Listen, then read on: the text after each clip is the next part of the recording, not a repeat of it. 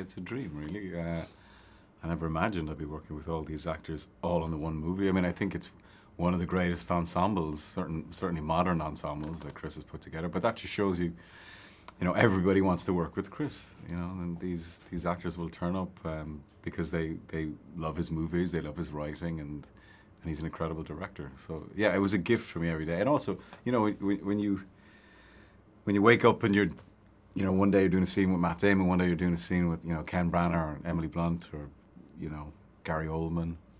You just, it's kind of electrifying, and you just gotta turn up the volume on your own performance a little bit, I think, Well, the way Chris works, there's no video village or monitors or anything like that, and obviously it's film cameras, so you don't see any playback. The first frame of the movie that I saw was the first trailer, and then when I finally got to see the finished film, it was completely overwhelming. But because there had been a gap between wrapping the movie and watching it, I suppose I had some distance. No, and to answer your question, I know I hate looking at myself. I don't really know any actor that enjoys the experience, but I found it. I was completely blown away by it. It's a truly essential cinematic immersive experience. Like Chris said, it's like 3D without the 3D glasses. Particularly in an IMAX, and I felt that. I would like to watch it maybe once more with an audience. For me, it's the best way to experience a film is in a darkened space with strangers, and you just, there's no interruption. You're not going to answer the door. You're not going to make a cup of tea. You're invested, and you paid your money. You got your snacks, and you're there. And there's something hugely romantic about it to me. There always will be. And I think what's extra special about this film is it's talking about the world. It's really digging at what it means to be humans and our responsibility as humans on this planet, and what we do with the power that we can harness. And in this case, this extraordinary and destructive and appalling weapon. And it's amazing. And I think it was Truffaut said, we go to films to escape from life, but also to learn about life. And I think this is one of those great films. It does that. It entertains, and it's incredibly entertaining. But it's also, it makes you think.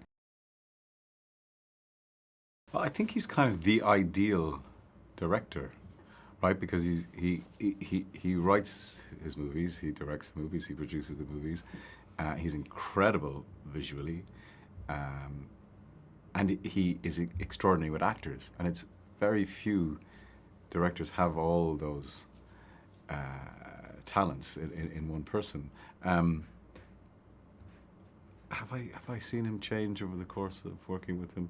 I guess he's become more and more confident in the sorts of stories that he wants to tell, and I think he's more and more confident in making films, within the studio system, that actually challenge the audience.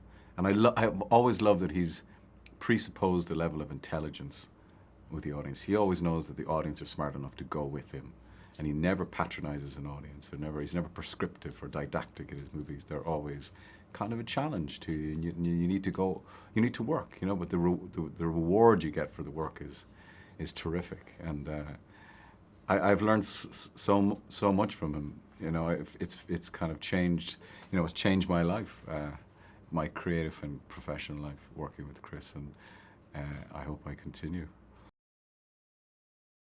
There's a universality to it that people connect with it. People understand the themes that are in this movie, and there's big questions being asked of the audience. There's no answers being given, which I think is excellent filmmaking always. But it's also it's like a thriller. It's a love story. To me, there's elements of horror in there as well. For sure. So that just resonates with an audience, and I think the period setting, however familiar or not you may be with what happened in 45, I think you'll just be wrapped up in it. The movie grabs you by the throat, like from the beginning, and like you just don't take a breath, I think, from start to finish, really. Because we are now living in a nuclear age because of what happened then. I mean, he did change the world, you know, and that event changed the world forever. We're living with the fallout of that ever since, you know.